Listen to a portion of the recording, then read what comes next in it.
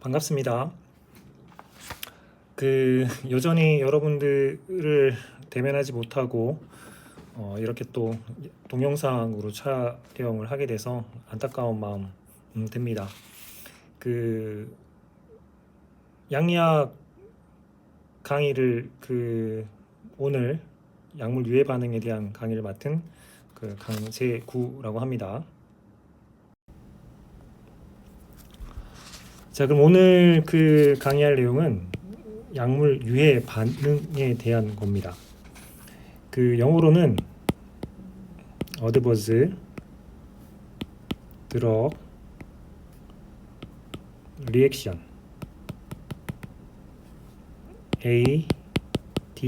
ADR이라고 합니다. 정확하게 이제 법률적인 용어가 최근에 정리가 됐는데요. 약물 이상 반응이라고 부르는 게 정확한 명칭입니다. 이 강의를 듣고 나면 약물 이상 반응 또는 부작용을 포함한 유해 반응의 종류를 설명할 수 있으면 좋겠고요. 그리고 약물 이상 반응 중에서 예측하기가 조금 어려운 약물 알레르기 정의 그리고 유발 기전에 대해 설명할 수 있으면 좋겠습니다. 더불어서 약들 중에 임신 중에 사용하면 안 되는 금기 약물에 대한 정의들이 있는데 위험도들을 어떤 방식으로 분류하는지 이야기할 수 있어야 하고요. 그리고 약물에 의해서 여러 가지 이상 반응들이 나타나죠. 돌연변이도 나타나고 암도 발생하고 기형도 발생하는 그런 예들을 들어서 설명할 수 있으면 좋겠습니다. 그리고 이러한 약물 이상 반응을 일으키는 위험 인자들이 무엇이 있는지 이야기할 수 있으면 좋겠고요. 그리고 개개인의 특성에 따른 이런 것들을 약물 유전체학이라고 부르는데 개인의 이제 유전적인 특성에 따라서 특이 약물 반응들이 나타날 수 있는데 이것들을 설명할 수 있으면 좋겠습니다. 그리고 이러한 약물 부작용이라든가 이상 반응 이런 것들의 치료 원칙 또 예방 수칙에 대한 것들을 이야기할 수 있으면 좋겠습니다. 실제 나타난 사례들을 잠깐 보게 되면 이분은 감기 때문에 감기약 처방을 받았겠죠. 그리고 약을 복용한 지 2시간 지나서 이러이러한 증상이 나타나는 이건 2시간 안에 어떤 일이 생겼는지 모르지만 약 때문일 수 있다 라고 하는 것들을 추정해 볼 수 있죠. 그리고 이런 경우도 있습니다. 조영제를 주입한 다음에 시술들을 이제 시행을 했을 때 초기에는 좀 견딜 만한 부작용들이 있었으나 다시 새로 재차 시술할 때는 조금 심각한 부작용이 나타나는 경우도 있습니다.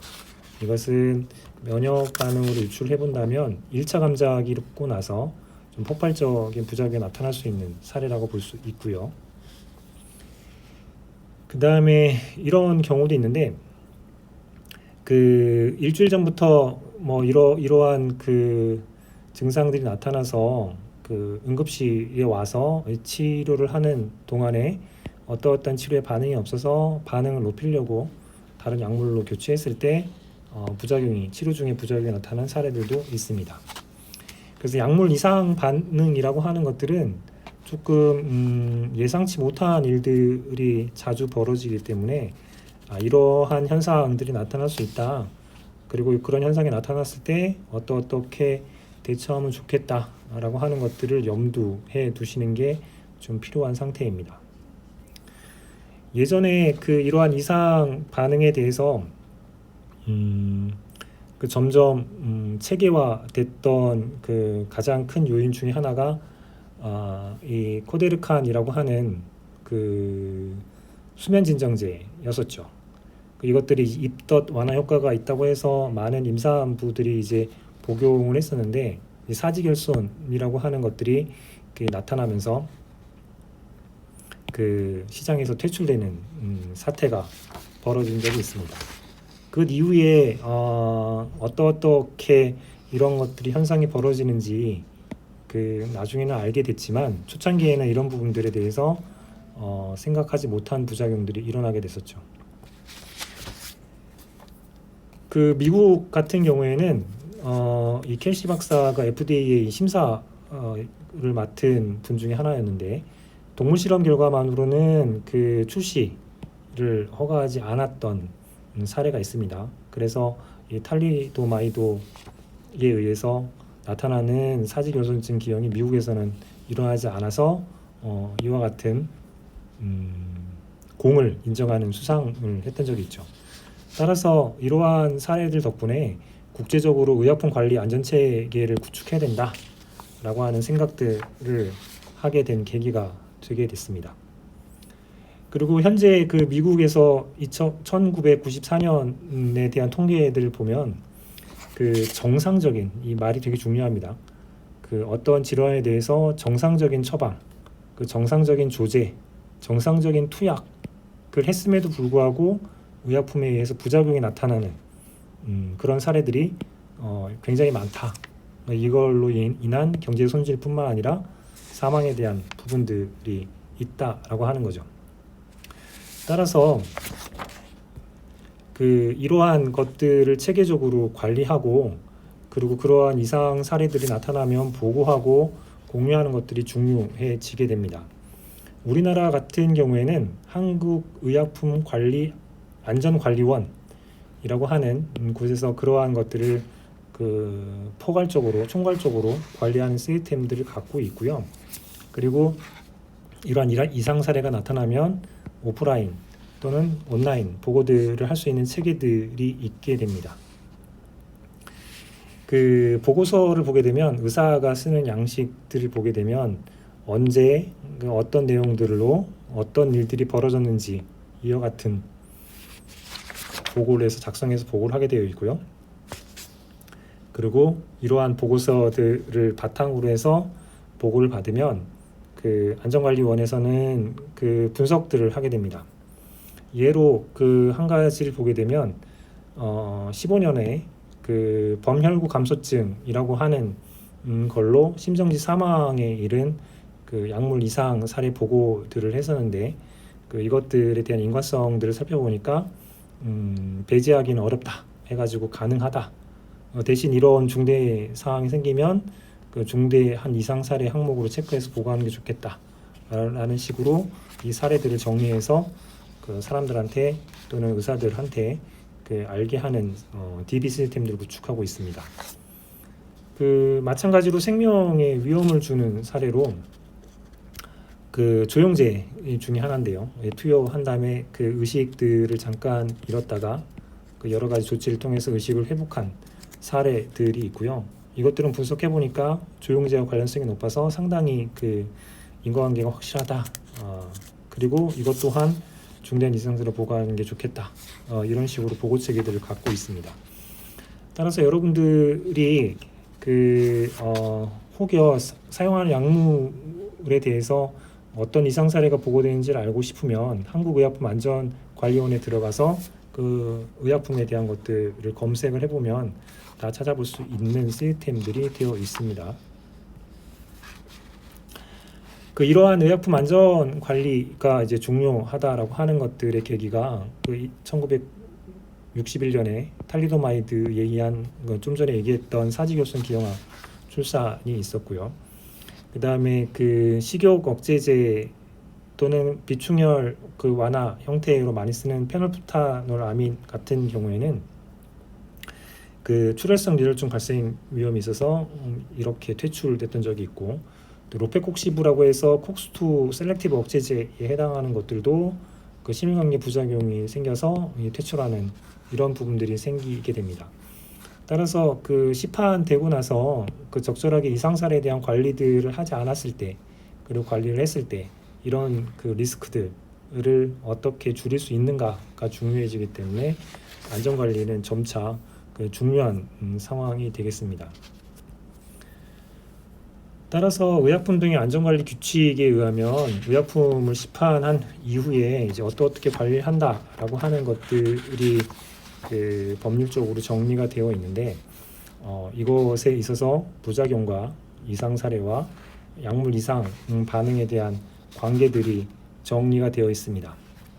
이 용어들을 좀 간략하게 보시면 그 정상적인 용량에 따라서 투여를 하더라도 의도하지 않는 그 효과들이 나타나는 것을 모두 부작용이라고 하고요.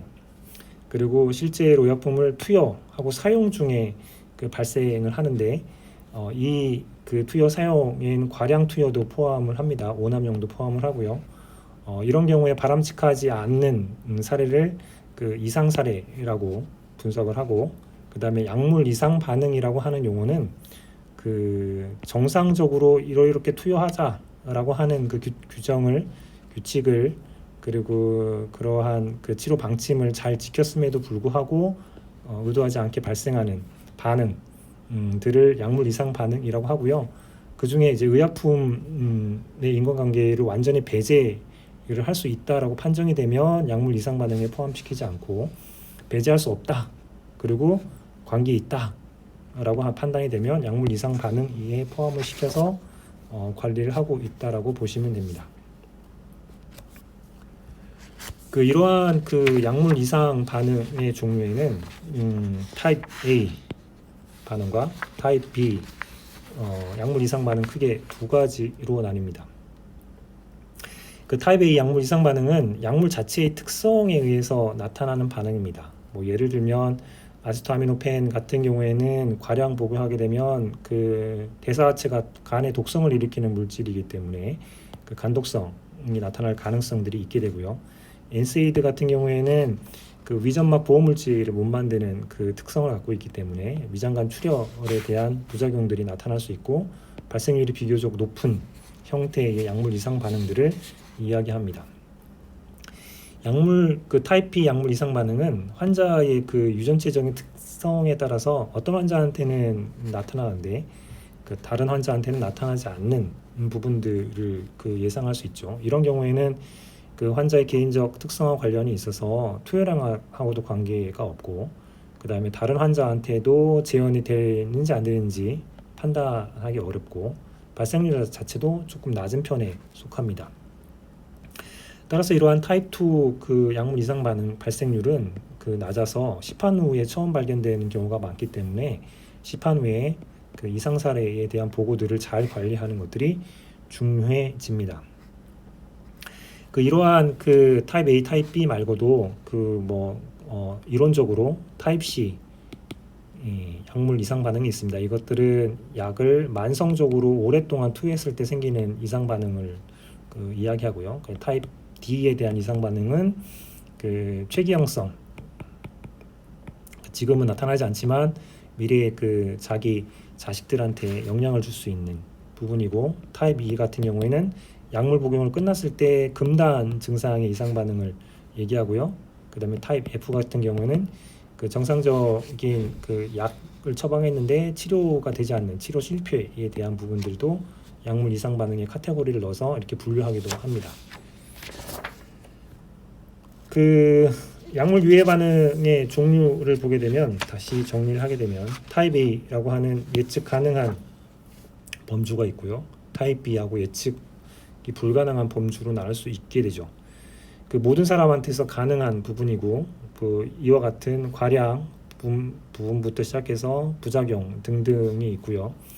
그 다음에 용량에 비례하지 않고 그 사람에 따라 달라지는 형태로서 이런 부분들이 있습니다. 좀 더 이제 자세히 설명을 드리면, 그 오버도즈에 대한 약물 중독 반응들이 있습니다. 그 과량 투여라든가 또는 뭐 여러 가지 요인으로 대사가 속도가 제대로 이루어지지 않아서 그 순간적으로 적정 이상 농도로 증가돼서 나타나는 부작용들. 뭐 예를 들면 아세토아미노펜의 그 간독성, 또 메토트렉세이트의 뭐 리버톡시더티 뭐 이런 것들을 그 사례로 들 수 있을 것 같고요. 그 다음에 사이트 이펙트는 그 어떤 약을 처리했을 때 유익하지 않은 원치 않은 반응들이 나타나는 것을 부작용이라고 하게 됩니다. 그러니까 원래 처방할 수 있는 용량을 사용했는데 그 원하지 않는 반응이 나타나는 것들을 부작용이라고 보시면 되겠죠. 예를 들면 그 알레르기에 대한 치료를 위해서 또 항히스타민제를 쓰게 되면 그 진정 효과에서 졸림운 작용 같은 것들이 부작용으로 나타날 수 있게 됩니다. 그 다음에는 그 약물이 갖고 있는 그 1차 효과를 적절히 잘 나타내서 그 효과 때문에 나타나는 2차적으로 발생하는 유해 반응들을 그 세컨더리 또는 인다이렉트 이펙트라고 하는 타입 A에 포함되어 있습니다. 이 경우는 그 어떤 것들을 보게 되냐면 항생제 처방을 하게 되면 그 위장관에 있는 미생물들을 다 죽이는 일들이 벌어지게 되고, 그리고 그 미생물 총 자체의 군락들이 이제 변화가 일어나는 일들이 발생을 할 수 있습니다. 그걸 통해서 위막성 대장염 같은 것들이 생기는 것들을 그 세컨더리 이펙트라고 볼 수 있게 됩니다. 그 다음에 타입 A에 드럭 인터액션이라고 하는 측면들이 있습니다. 같이 투여를 하게 되면 서로 영향을 미쳐서 유해 반응이 나타나는 경우들이 있고요. 이런 것들은 좀 주의해서 그 약물을 여러 가지를 처방할 때 고려해야 되겠죠. 그 병용을 하면 안 되는 약물 그 군들이 있으니까 그건 잘 살필 필요가 있고요. 때로는 병용을 해도 되는 약물들 중에서도 중환자라든가 고령 환자한테는 그런 현상들이 그 흔하게 나타날 수 있어서 좀 조심해야 될 필요가 있습니다. 이와 같은 드럭 인터액션들은 어떤 A라고 하는 약이 그 대사 효소 중에 하나들을 억제를 해서 그 효과로 B라고 하는 대사에 대한 영향을 줄 때 그 농도들이 변화를 일으켜서 생기는 경우들이 흔하게 일어나는 약물 상호작용의 예입니다. 타입 B 약물 그 이상 반응의 예를 들게 되면 그 약물에 의한 양리작용이 그 예상치 못하게 비정상적으로 증가되어서 그 낮은 용량에서도 그 중독 증상이 나타나는 그런 현상들입니다. 어떤 분한테는 이러한 인톨러런스가 나타나기도 하고 어떤 분한테는 나타나지 않아서 개인차가 조금 있는 상태에서 딱히 규정하기는 좀 어렵지만 이런 현상들이 나타나서 어떤 분한테는 그 이명 같은 아스피린들을 오랫동안 그 사용을 했을 때 이런 현상들이 나타나기도 합니다. 그 다음에는 그 약물 대사가 조금 비정상적으로 일어나서 그 원래의 양리작용하고 무관한 반응들이 나타나는 현상들이고요. 이것들은 그 과민 반응하고 유사하지만 면역학적인 기전에 의한 건 아니지만 그 비슷한 형태로 일어나기 때문에 그 아나필라토이드라고 하는 이름으로 불려서 그 이야기되고 있습니다. 예로 그 어떤 그 대사 효소 중에 그 G6PD 같은 것들이 결핍되어 있는 그 사람들 같은 경우에는 이것들과 작용하는 어떤 그 약들에 대한 대사가 이것들 갖고 있는 사람하고 좀 다른 형태로 벌어지기 때문에 나타날 수 있는 그 유해 반응이라고 볼 수 있습니다. 그 다음에는 약물의 본래 양리작용하고는 무관하게 그 약이 면역 체계들을 조금 활성화시켜서 거기에 대한 반응이 나타나는 거고요. 이것들을 약물 알레르기 또는 그 약의 그 면역학적인 과민 반응이라고 보시면 되겠습니다.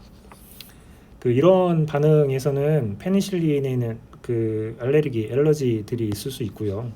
또는 항생제 같은 경우들이 주로 이제 많이 벌어지는데 아나필락시스라든가 또는 두드러기 이런 것들이 나타날 수 있게 됩니다.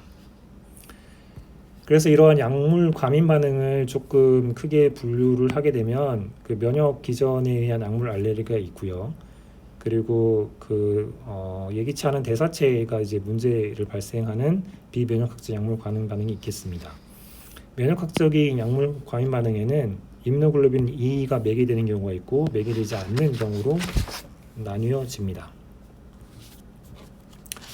이러한 그 알레르기 반응에는 그 타입 1, 2, 3, 4 이 네 가지 반응들이 있는데 그 첫 번째 임무글로빈 E 그 디펜던트하게 반응들은 그 타입 1 아나필락시스성 수족에 해당하는 형태고요. 여기에는 뭐 두드러기라든가 뭐 아토피 뭐 이런 것들이 해당할 수 있습니다. 그 다음에는 그 항체를 메디에이션해서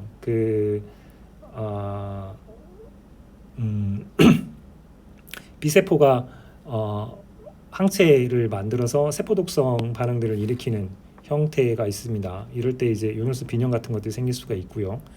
그 다음에는 그 약들이 어떠한 내부에 있는 캐리어 프로테인하고 결합하거나 아니면 그 에피토프를 이제 자극하는 반응들을 통해서 이뮨 형태의 일들을 벌이는 그 면역 복합 반응들이 있을 수 있고요. 그 다음에 T세포를 활성화시켜서 T세포에 의해서 중지되는 타입 4 그 세포 중계 반응들이 있게 됩니다.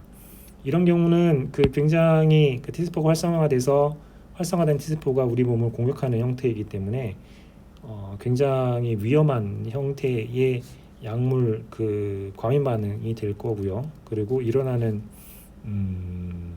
발생하는 시기도 약물 복용 후 2주 또는 길게는 뭐 한 달 이후에도 이제 발생을 해서 약물이 매개한다는 것들 놓치기 십상일 경우가 있게 됩니다. 이제 각각을 보게 되면 그 타입 1 반응들을 한번 보시죠. 그 어떤 그 안티젠 같은 것들이 그 반응을 하게 되면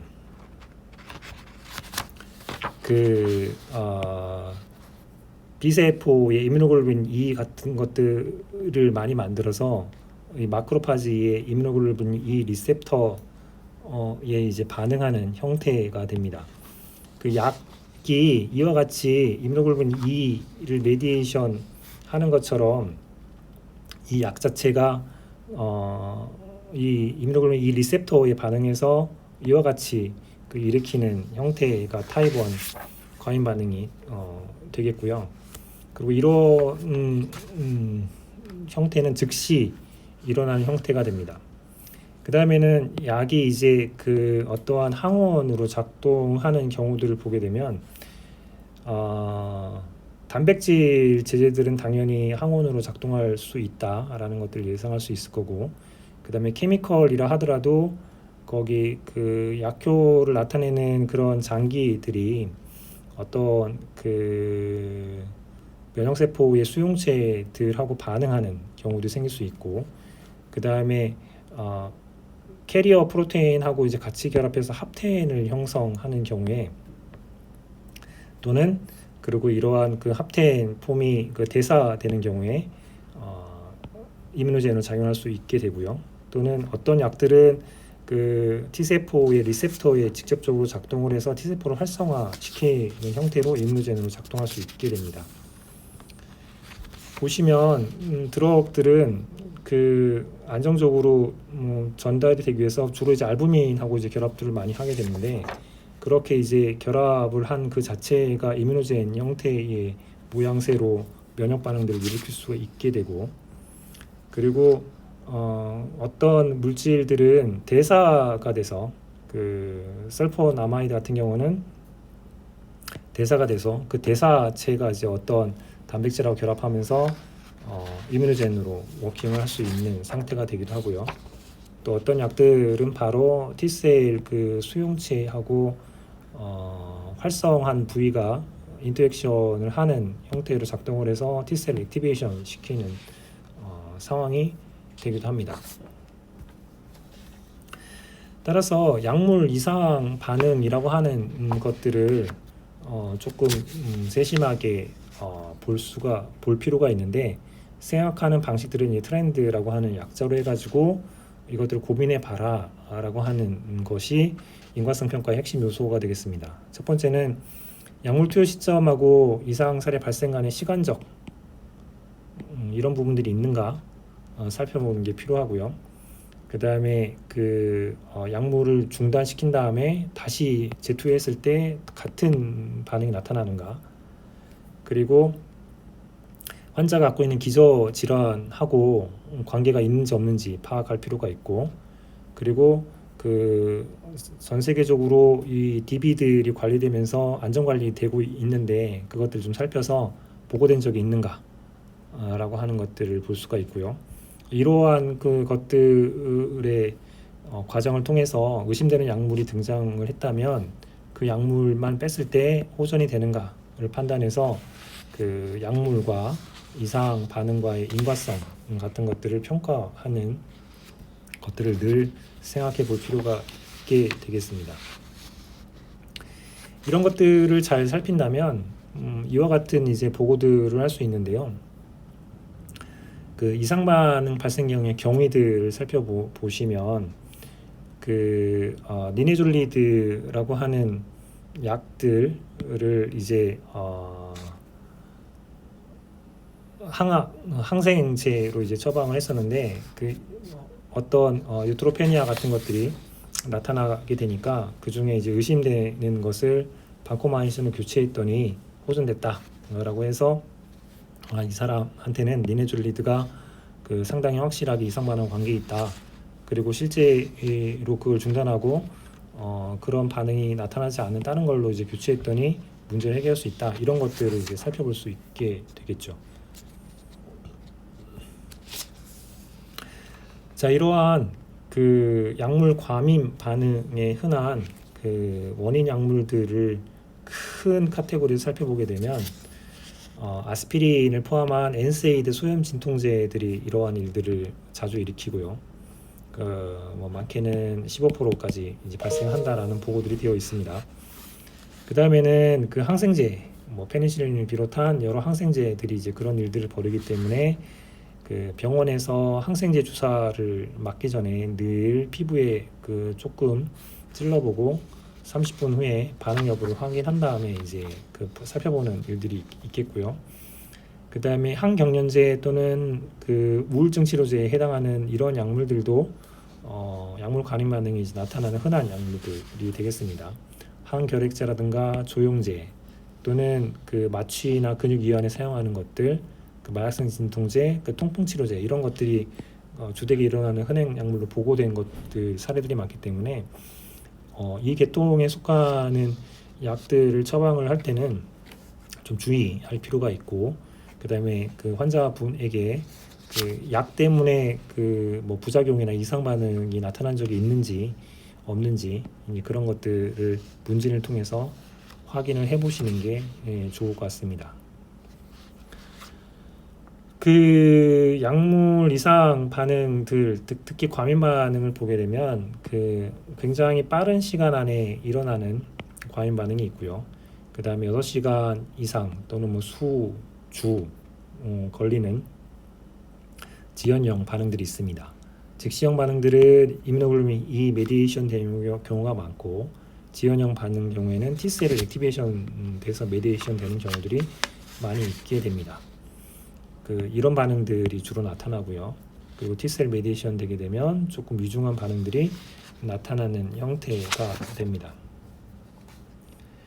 그리고 이 증상의 여부가 그 피부에 국한되는가, 그리고 전신에 침범하는가에 따라서 증상들을 좀 나눠볼 수가 있게 됩니다.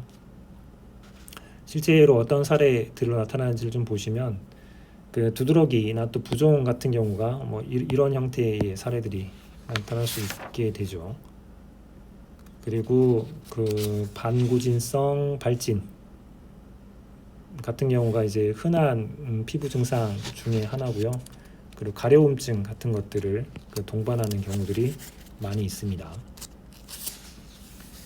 그리고 고정약진이라고 표현을 할 수 있는데, 이런 식으로 그 뭐 특정 부위가 이렇게 이상 반응이 나타나는 형태로도 나타납니다. 그 다음에 급성 진성 농포증이라고 하는 형태로 이제 어떤 그 농이 생긴 것처럼 나타나는 피부 형태가 일어나기도 하죠.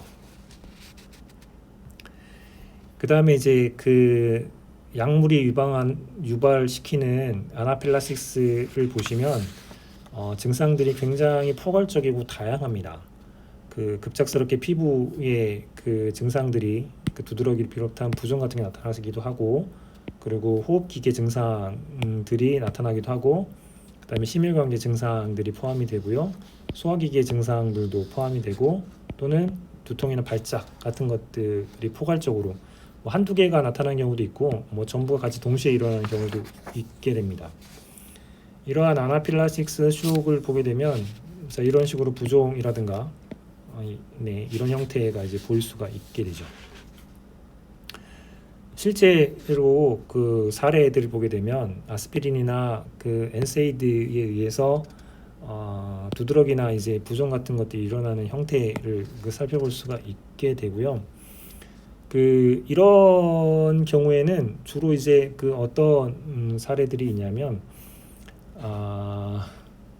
아라키도닉 애시드라고 하는 걸로 그 사이클로옥시게네이즈 콕스를 통해서 여러 가지 그 염증이라든가 아니면 뭐 점막 보호 물질이라든가 통증에 해당한 프로스타글란딘을 만드는 부분들이 있어서 아스피린이나 엔세이드들은 요 콕스를 차단하는 그 작용 기전을 갖도록 만든 약물인데, 아라키도닉 애시드로 이제 작용하는 거가 그 리폭시게네이즈라고 하는 것들을 통해서 그 아라키도닉 애시드를 그 류코트리엔 같은 것들을 만들어내는 것들이 워킹을 하게 됩니다. 많은 사람들은 아스피린, 엔세이드를 처방받으면 요 파트만 그 중단을 시켜서 크게 문제가 없지만, 어떤 사람들은 예민해서 이 중단된 것들을 그 록스 기전에 붙여서 이것들을 2배 이상 강화시키는 일들을 벌이게 돼서 그 류코트리엔이 증가하는 일들이 벌어지고, 류코트리엔도 그 알러지나 천식 반응 또는 그런 부종 반응들을 좀 악화시키는 물질들이기 때문에 그와 같은 형태가 이제 증가되는 일들이 벌어지게 됩니다. 그래서 이러한 것들을 조심할 필요가 있게 됩니다. 그 앞쪽에 설명했던 증례들을 다시 한번 살펴보게 되면, 감기약 복용한 다음에 이제 이런 걸로 내원을 했다면 그 예상할 수 있는 것들은 감기약 중에 어떤 성분들이 일으킬 수 있다라고 하는 것들 예측해 볼 수 있겠죠. 처방전을 살펴서 감기약 성분에 들어있는 것들을 조금 보면 됩니다. 이것들은 해열, 진통소염제, 엔세이드 계통의 약물이고, 세파클로 같은 경우는 항균제에 해당하는 거고, 레보세트리진 같은 경우는 항히스타민제, 뭐 이게 감기 시럽 그 기침을 약화시키는 것들이 이제 포함되어 있다고 봤을 때, 이 중에 어떤 것인가라고 하는 것들을 검사를 해볼 수 있겠죠. 그래서 그 이뮨 테스트들을 해볼 수 있습니다. 히스타민에 대한 반응들을 양성 반응이라고 봤을 때, 그리고 그 생리식염수는 이제 음성이죠. 그랬을 때 여러 가지 약물 테스트를 해봤더니 이 사람이 복용했던 세파클로에 의해서 양성 반응의 반응들이 나타난다라고 봤을 때, 세파클로라고 하는 항균제가 이분한테는 이상 반응을 일으켰구나, 이런 식으로 이제 바로 확인이 가능할 수도 있습니다.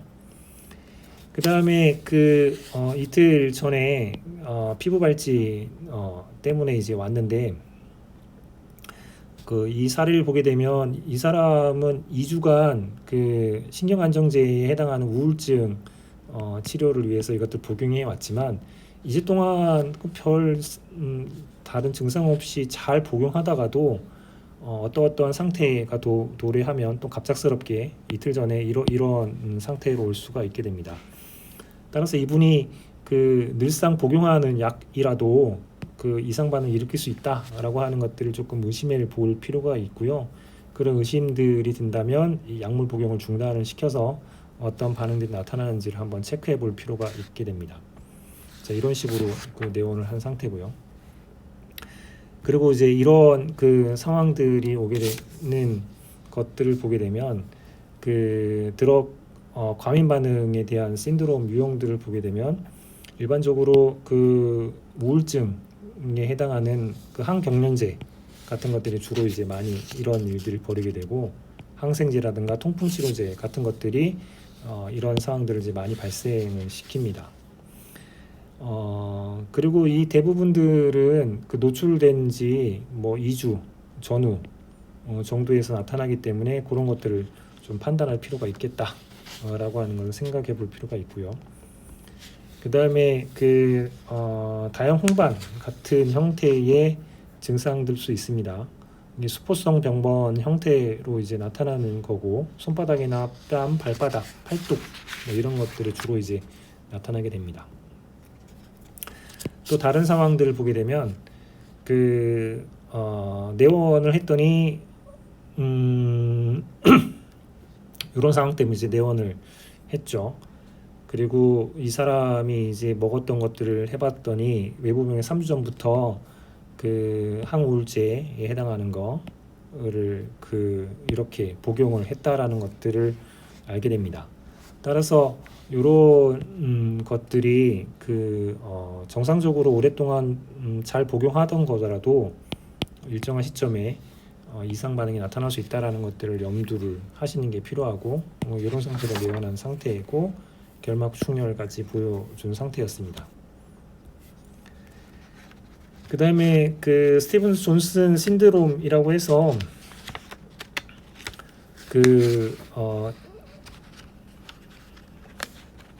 조금 시비어한 형태가 되고요. 그리고 이게 마치 화재에 문제가 생긴 것처럼 비스터링 에어리어가 10% 이제 미만일 때 스티븐 존슨 신드롬이라고 부르게 됩니다. 그리고 이 비율이 10% 이상을 넘어가게 되면 톡식 에피더멀 네크로시스라고 이제 부르게 되고요. 이것들은 약물 노출한지 마찬가지지 오래 걸리게 되고, 최근에는 조금 더 이제 지식들이 축적이 돼서 개인 특성인데 그 특성 중에가 이런 하플로타입들을 갖고 있는 사람들은 카바제핀의 이제 이러한 문제를 일으킨다라고 하는 걸 알게 됐고, 다음에 통풍 치료제인 알로퓨리놀 같은 경우는 HLA 타입 B의 5801이라고 하는 형태를 갖고 있는 분들이 이런 현상들을 벌인다라고 알게 돼서 이럴 가능성이 있는 인종들이나 이런 부분들을 보게 되면 실제로 하플로타입에 대한 검사들을 진행해서 이 약물 처방에 대한 여부들을 따지는 경우들이 생기고 있습니다. 스티븐 존슨 신드롬 같은 경우에는 미국의 1922년에 미국의 피부과 의사 중에 스티븐슨하고 그리고 존슨 이 두 분이 이제 처음으로 이러한 약물에 의해서 이런 반응들이 나타날 수 있다. 그리고 전신성 혈관 부종이라든가 홍반성 발진 같은 것들, 마치 이제 화재의 문제를 받은 것처럼 보고가 되면서 요 이름들이 붙게 됐고요. 그리고 조금 더 10% 이상의 저러한 비스터링이 나타나는 피부에 톡식 에피더멀 네크로시스라고 하는 것들이 있습니다. 이건 굉장히 심각한 형태고요. 그리고 피부의 네크로시스가 30% 이상이 될 정도로 넓은 부위가 되고, 심하게는 치명률이 30% 정도에 가깝게 되고 있습니다. 그리고 실제로 화재와 같은 현상들이기 때문에 화재에 의해서 화상 치료와 같은 방식으로 치료들을 보통 하게 되고, 여기에 이제 글루코티코이드라든가 또는 임무노글로불린 같은 것들을 처방을 해서 면역 반응들을 악화시키려고 하는 부분들이 할 수 있겠죠. 이제 이런 식의 형태를 보이게 됩니다. 그러면 약에 대한 알레르기가 나타날지 안 나타날지 진단하는 것들이 중요해지는데요. 보통의 경우에는 임무노글로불린 E 때문에 발생하니까 이것들이 생겼느냐, 또는 이 약에 의해서 림포사이트에 해당하는 T셀이나 B셀 액티베이션 되는가 여부들을 판단하면 참 좋겠지만, 이 인비트로 테스트는 테스트하기도 좀 쉽지 않을 뿐더러 시간하고 이런 돈 같은 것들이 많이 들어서 잘 수행하지는 않고 있습니다. 대신 이제 인비트로 테스트를 수행하는데 되게 간단하게는 항생제 같은 것들을 처방하기 직전에 스킨 테스트를 하죠. 또는 이제 피부의 감작에 대한 반응들을 하기도 하고요. 또는 이것들이 이제 그 딜레이 되거나 또는 넌 이뮤네이션 판단하기 위해서 패치를 붙여서 이틀 후에 관찰하는 방법들을 쓰는 게 이제 일반적으로 진단하는 방법입니다. 하지만 이렇게 쓰는 인비보 테스트 방법들이 모든 약들을 모두 이제 잘 스크리닝 해내는 것들은 아니어서 좀 더 고민스러운 지점들이 생기게 됩니다. 시럼에 있는 IgE를 그 테스트하는 방법들인데 이것들은 활발히 사용하지는 않고 있습니다. 대신 이제 주로 많이 쓰는 게 항생제 주사할 때 이제 많이 사용하는 거죠. 이렇게 스킨 테스트라든가 인트라더멀 테스트 같은 것들을 해서 그 민감한지 아닌지 30분 정도 이제 관찰을 하는 거죠. 그래서 한 인젝션한 지 20분 정도 후에 이런 것들이 어느 정도 생겼는가 라고 하는 부분들을 살펴보는 거죠. 그래서 실제로 이뮤노글로불린 디펜던트인데 히스타민이 이제 많이 과량으로 분비돼서 일어나는 거고요. 그 다음에 그 레이트 페이지 같은 경우에는 주사한 부위에 대해서 그 다음 날 정도에 어떻게 되는지 이제 물어보는 방식 또는 이틀 후에 물어보는 방식으로 그 체크를 하게 되고, 이런 경우들은 사이토카인이나 케모카인 같은 것들이 이제 릴리즈될 가능성들이 있기 때문에 이제 그런 것들의 반응 여부들을 확인할 때 이런 측정 시험법들을 쓰게 되고, 그 다음에 많은 약물들에 대해서 반응 여부들을 알아보기 위해서 첩보 테스트를 하게 됩니다. 그래서 여기 보게 되면 그 뭐 24개 정도를 이 각각의 약물들이나 아니면 뭐 음식 뭐 이런 것들을 해서 붙여 놓게 되면 반응이 있는 곳에서만 이제 나타나는 것들을 살펴서 어떤 것에 그 하이퍼 센시티브 하구나 라는 것들을 추정해 볼 수 있는 방법 중에 하나가 되겠죠. 자, 이런 그 약물 알레르기가 나타나면 그 어떻게 하느냐 라고 하면, 그 일반론을 보게 되면 뭐 가장 쉽게는 약물 중단을 할 수 있을 거고요. 그 다음에 그 다른 약물로 대체 테스트를 한번 해볼 수 있겠죠. 그러면서 증상이 어떻게 되는지 관리를 할 수 있을 거고, 그리고 그 증상이 나타나면 그러한 중증 반응에 대해서 어떻게 관리하겠다라고 하는 계획이나 실제로 관리를 해드려야 되고, 이후에 이제 이런 것들이 잘 그 마무리가 잘 되면 환자 교육을 잘 시켜서 차후에 그 다른 약 처방을 받거나 다른 진료를 받을 때 이런 것들을 그 검사하는 의사 또는 의료진한테 잘 전달할 수 있도록 또는 본인이 스스로 잘 알 수 있도록 교육해 주는 것이 더 중요하다고 볼 수 있겠습니다. 그래서 그 이러한 약물 알레르기 반응들이 그 즉각적으로 일어나게 되면 그 항히스타민제나 전스테로이드를 줘서 그 해결을 보통 하게 되고요. 전신 반응들이 나타나는 경우에는 산소나 뭐 기도확보, 수액 투여 이런 것들을 하게 되고, 또는 더 심각해지면 에피네프린 군주를 통해 가지고 그 부분들을 해결할 수 있게 되겠죠. 그 다음에 그 즉시형이 아니라면 그 뭐 때에 따라서 마찬가지로 뭐 스테로이드를 할 수 있고, 그 전신 반응이 도만하면 전신 스테로이드, 또는 굉장히 중증 반응이라면 이뮤노글로불린 정주 같은 형태를 통해서 중증 반응에 대한 관리들을 해볼 수 있게 될 것 같습니다. 그 약물 알레르기가 한번 그 보고된 환자분들한테 교육이 잘 돼서 어떠한 약제에 대한 부분들을 잘 알고 있다면, 또는 의료진들이 그런 테스트, 의심 가는 것들을 테스트를 통해서 잘 알게 된다면 유사약제 같은 것들을 회피하거나 대체약제를 사용하려고 하는 노력들을 첫 번째로 그 해야 될 것 같고요. 그리고 이러한 대체약들이 적당한 게 없고 그 알레르기가 발생하더라도 그 약을 사용할 수밖에 없게 된다면 그 탈감작 요법을 고려해 볼 수 있는데, 모든 약을 탈감작 요법을 적용시킬 수 있는 건 아니고요. 이런 것들이 확립된 약물들이 있습니다. 베타락탐 항생제라든가 인슐린 이런 것들은 탈감작을 하게 되면, 그러니까 탈감작이라고 하는 것들은 아주 적은 양으로 여러 번 양을 올려가면서 감작을 시켜서 필요한 양의 이제 반응을 하지 않도록 예비시키는 건데, 그게 이제 가능한 약물들이 있다라고 하는 것들을 볼 수가 있고요. 그 다음에 일부 약제 같은 경우에는 전처리를 한 다음에 그 약을 투여하는 것들을 생각해 볼 수 있습니다. 1년 전인가요? 그 조영제 때문에 그 사망 사고가 뉴스에 한번 나오는데, 이런 것들이 예상이 된다면 미리 항스타민제나 스테로이드 전처리한 다음에 조영제를 통한 검사라든가 시술 이런 것들을 해볼 수 있게 되는 거죠.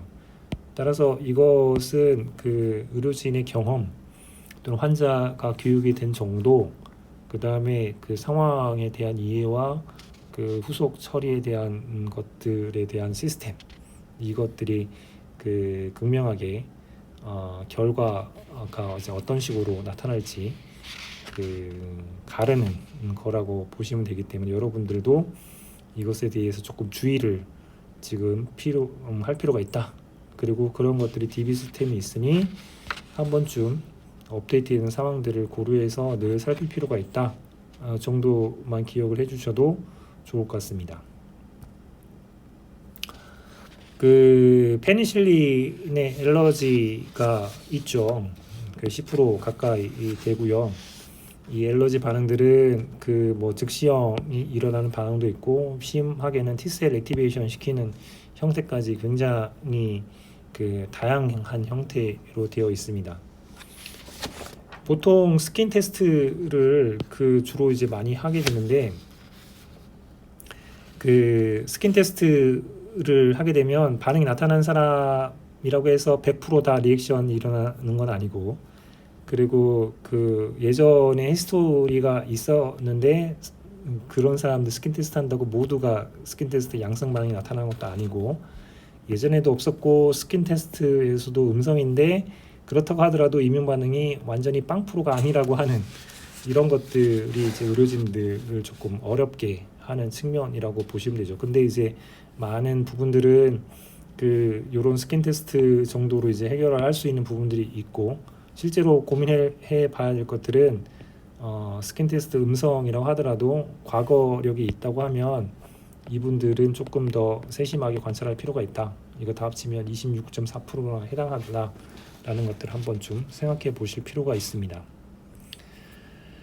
백타락탐 항생제의 저와 같은 약물 이상 반응이 나타났다면 이러한 크로스 리액티비티가 있기 때문에 그런 항생제에 대한 부분들을 생각해 볼 필요가 있고요. 그럴 때 이제 모노박탐 같은 걸로 대체를 해서 생각해 볼 수가 있게 되겠습니다. 그리고 아스피린에 의해서 센시티브가 나타나는 환자들이 20% 가까이 되고, 그리고 이런 분들이 나타나는 증상들 중에 많은 숫자들이 이제 천식을 앓고 있는 상황들이 이제 그렇게 됩니다. 아까 이제 설명할 때 말씀드렸지만 콕스를 이니비션을 하게 되면 럭스 기전을 강화시켜서 류코트리엔 같은 것들의 센시티비티를 높여 가지고 나타나는 형태들이 생길 수가 있게 되고요. 이럴 때는 약간의 약을 투여해 가지고 진단을 해본다든가 이런 방법을 통해서 실제로 그런 상태인지 아닌지를 확인해 볼 수 있게 됩니다. 그리고 실제로 천식 기항력이 있다면 이 아스피린에 대한 것들 약물 처방은 주의를 할 필요가 있습니다. 그 다음에 조영제 같은 경우가 주로 이제 아나필라토이드 리액션 반응들을 일으키게 되는데, 이뮤노글로빈이 이 디펜던트 하지는 않지만 보체 활성들을 높여서 실제로 면역 반응들을 강화시키는 형태가 될 수가 있게 되고요. 요럴 때 주로 어떤 조영제의 다이들을 쓰는가도 영향을 주게 되고, 그리고 이 환자분들이 이제 신장이나 허트 페일러에 대한 부분들이 존재하는가 여부도 영향을 주게 되고, 그리고 골수종인 경우에도 영향을 주게 되고, 그 다음에 전에 이제 이런 반응들이 있다고 하게 되면 다시 또 이제 일어날 확률도 이 정도 되기 때문에 이런 것들을 주의할 필요가 있게 되겠습니다. 자, 이런 약물에 의한 부작용들이 나타날 수가 있고, 그런 부작용들이 정상적인 투약 상황 속에서도 일어날 수 있다 라는 것들을 잘 인지하고 있다면, 우리가 이제 해야 될 수 있는 기본적인 예방 수칙들이 있는데, 정말로 꼭 필요한 약만 투여하십시오. 예전에 감기 약 처방을 우리나라 10군데 개원이들한테 가서 어떻게 약 처방하는지를 찍은 EBS 다큐멘터리 프로그램이 있었는데, 적게는 4개 약, 많게는 9개 약 이렇게 투여하는 경우들이 방송된 적이 있습니다. 그랬을 때 정말 필요한 약만 투여하도록 노력을 하셔야 될 것 같고요. 그 다음에 두 번째는 환자분한테 이러한 일들이 있었는지 꼭 확인하는 부분들이 필요하고, 그리고 가능하면 경구로 먼저 투여를 시작하는 게 좋습니다. 그리고 과거력 있다라고 하는 보고나 이러한 것들을 아신다면 다른 약으로 대체하는 게 필요하고, 대체할 만한 약이 없다면 탈감작 가능한 약이라면 탈감작 후에 투약을 하고, 그 다음에 이것들은 병원에서는 항상 지켜지고 있죠. 30분간 관찰하는 게 필요하다 라는 것으로 약이 비록 어떤 질환에 어느 만큼 처방하라 라고 시판되고 있고 그렇게 레코멘드 되고 있고 치료 지침이 나와 있다 하더라도, 환자에 따라서 또 환자의 상태에 따라서 또는 예기치 않은 상황에 따라서 약물 이상 반응이 나타날 수 있다 라는 것은 늘 머릿속에 잊지 말고 갖고 있으셔야 됩니다. 자, 그 다음에는 임산부에게 투여에 대한 지침들이 있는데 나라마다 조금 다릅니다. 미국을 비롯한 대부분 FDA 분류들을 많이 따라하는데, 그래서 약마다 임산부의 투여 여부에 대한 분류표로 A등급 약이다, B, C, D, X 이런 식의 FDA 분류를 따라서 표시하는 경우가 있습니다. 보게 되면 A는 실험을 해봤는데 문제가 없다라고 판단이 된 경우고요.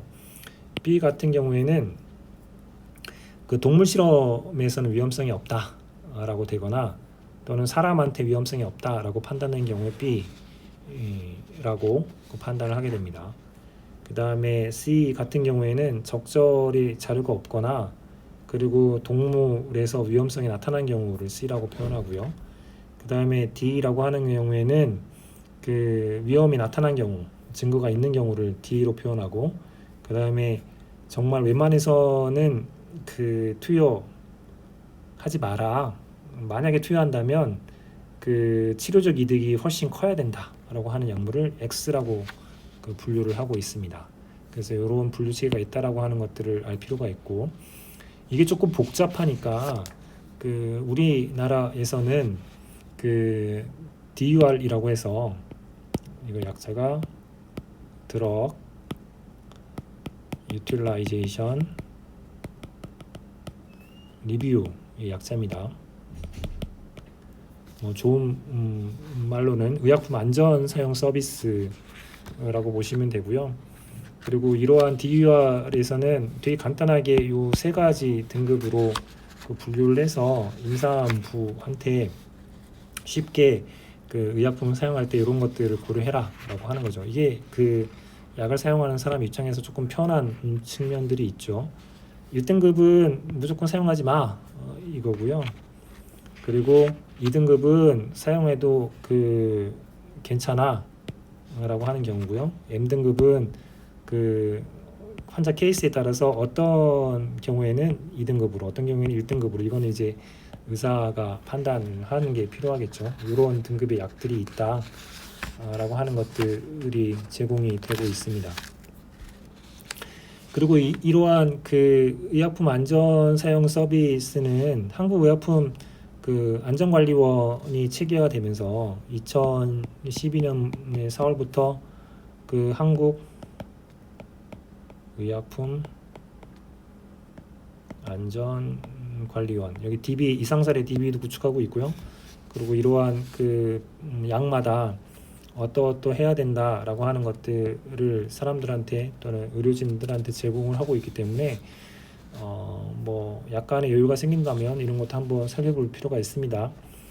그래서 이 DUR 정부에서 제공하는 금기 사항들이 세 가지가 있는데, 첫 번째가 이제 임산부한테 금기하라 이런 부분들이 있고요. 두 번째는 병용하면 안 된다라고 하는 약들에 대한 게 있고, 그다음에 특정 영역, 특히 뭐 소아한테는 복용하지 마라 뭐 이런 것들이 있습니다. 그 다음에는 처방을 할 때 또 복용을 할 때 주의를 할 필요에 대한 것들이 이야기되고 있는 게 몇 가지가 있는데, 뭐 예를 든다면 그 중복 사용을 좀 주의하는 게 필요하다. 용량을 또는 투여 기간을 좀 주의해라. 노인이나 수유부 이런 데 좀 주의를 투여해야 된다. 이런 사항들이 정리돼서 있으니까 내일 여러분들이 어떤 그 임상과에서 근무를 하시게 되면 자주 사용하는 약들에 대해서는 그런 히스토리나 그런 DB들을 늘 업데이트하는 자세가 좀 필요하십니다.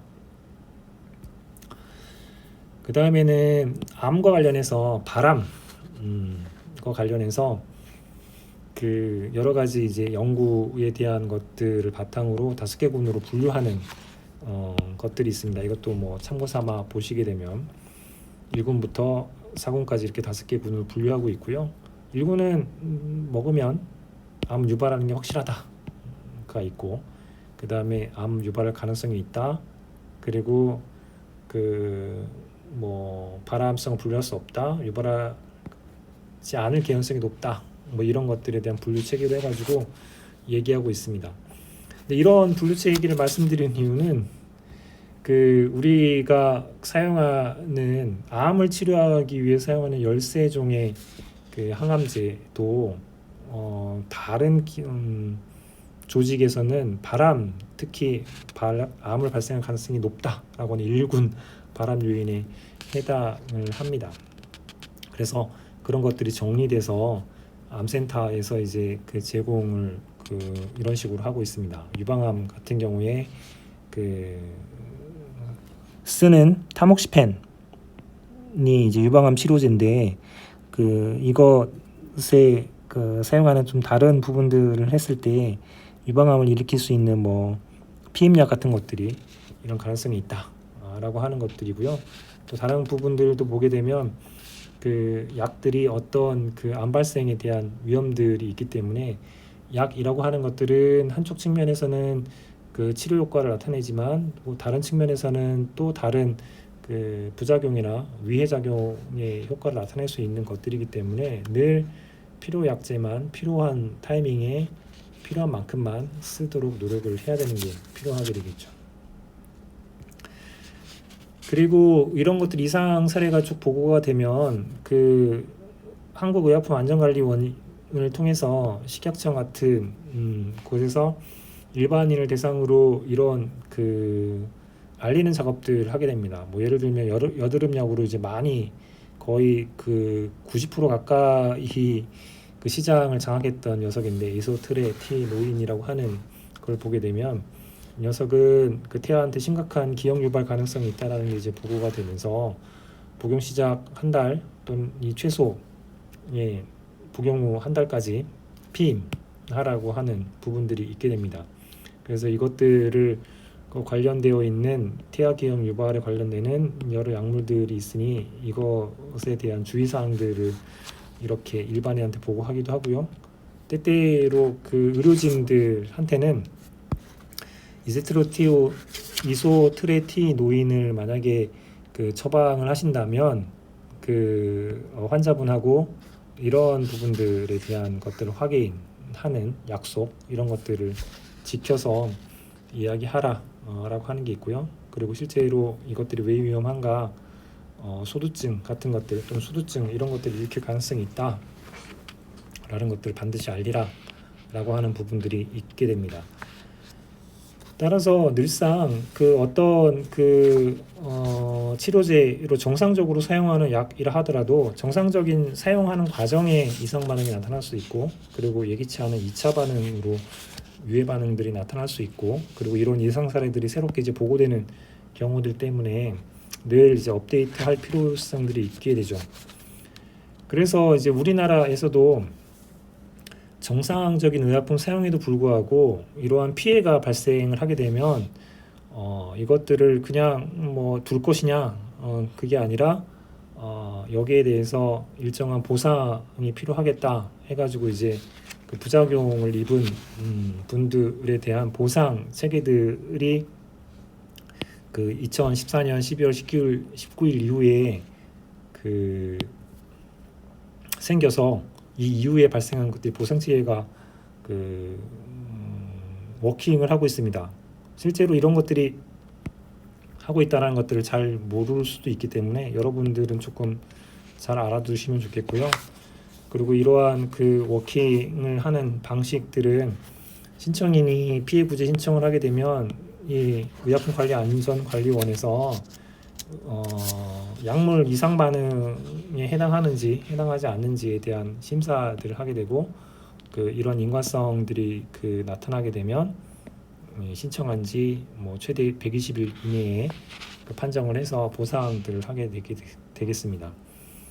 처음에 이런 보상 체계를 만들 때는 사망에 이른 분들한테만 보상금을 주는 체계에서 점점 이런 이상 반응들의 범위가 넓어지면서 그 장애, 16년 된 장애까지, 그다음에 17년도부터는 진료비를 이제 그 보상해주는, 그리고 19년도 6월 28일부터는 비급여 처방에 대해서도 보상하는 체제들로 이제 바뀌어 있는 상태고요. 그 보상하는 범위가 이제 이렇게 되어 있습니다. 그리고 진료비는 30만 원 이상인 경우에 그 보상을 할 수 있도록 체계가 되어 있다라고 하는 것을 아시면 좋겠고, 이러한 그 시행 이후에 보상에 대한 것 건수가 이제 점점 증가를 하고 있는 상태고요. 그리고 이것들에 대한 재원들은 어떻게 하냐 하면 그 의약품 제조사들이나 그리고 수요업체들 대상으로 연 2회 이제 부담금을 징수해서 그렇게 모은 재원으로 의약품의 이상 반응에 대한 문제들이 생겼을 때 그것들을 지원하는 형태가 되고 있습니다. 지금 현재까지는 부담금 징수액 대비 보상이 이제 양호한 편인데, 이것들이 이제 많이 알려지고 좀 더 이제 그 활성화가 되면 이제 어떻게 될지는 좀 지켜봐야 되겠죠. 이 재원들에 대한 것들이 이제 상황들을 지켜봐야 될 것 같습니다. 근데 이거 살펴보면 정부의 세금을 어떻게 쓴다라고 하는 얘기는 없어서 조금 안타까운 마음들을 갖고 있습니다. 자, 이렇게 약물 유해 반응, 부작용 플러스 이상 반응에 대한 것들을 쭉 말씀을 드렸습니다. 그리고 그 중에서 면역 반응하고 관계 있는 약물 알레르기 이 반응들이 어떻게 그 이뮤노젠으로 인지가 돼서 약물들이 워킹하는지에 대한 기전들을 타입 1, 2, 3, 4 해가지고 설명을 드렸고요. 그 다음에 약물 중에는 임신부한테는 쓰면 안 되는 그 FDA 규정과 우리나라 DUR에 대한 분류 체계들이 있다라고 하는 것들을 말씀드렸습니다. 그리고 약물 때문에 뭐 돌연변이나 바람, 뭐 암 발생, 항암제 같은 경우는 항암 치료를 하지만 동시에 이제 바람군에 속한다라고 하는 것들을 예를 들었고, 그 다음에 이소트레티노인 같은 경우에는 그 소두증이나 그 순회증 같은 기형 발생의 예들을 몇 가지 설명을 드렸습니다. 그리고 약물 이상 반응과 알레르기를 일으키는 여러 가지 뭐 주로 항생제라든가 우울증제 또는 뭐 조영제 이런 것들이 있다라고 하는 것들을 말씀드렸고요. 그리고 약물 유전체 학이라고 해서 그 대사 요소가 어떤 식으로 되어 있는지, 그리고 대사 관련한 그 여러 가지 유전적인 요인들이 결핍되어 있는지 아니면 과한지 뭐 이런 것들 때문에 생기는 특이 반응에 대한 것들을 말씀드렸습니다. 그리고 끝으로 그 그 일반 치료 원칙, 뭐 경구 투여제를 먼저 사용하라든가 필요 약제만 쓰라든가, 또는 약물 알레르기 예방을 하기 위해서는 그 반드시 그 과거력에 대한 것들을 물어볼 필요가 있고, 그 다음에 뭐 아주 기본적인 것들은 그 가능성이 높은 약물들은 약물 투여 후 30분 정도는 지켜볼 필요가 있다라는 말씀들을 드렸습니다. 그 여기 약물 유해 반응 뭐 법률적으로는 약물 이상 반응이라고 하는 게 필요한데, 그 약물 이상 반응에 대한 것들을 다시 한 번만 말씀드리면, 정상적인 투여에도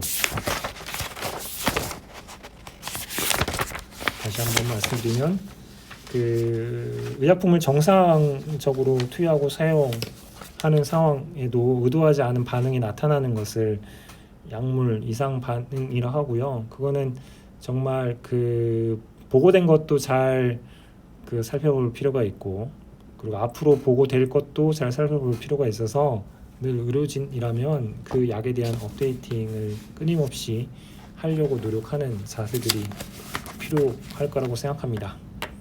네, 고생하셨습니다.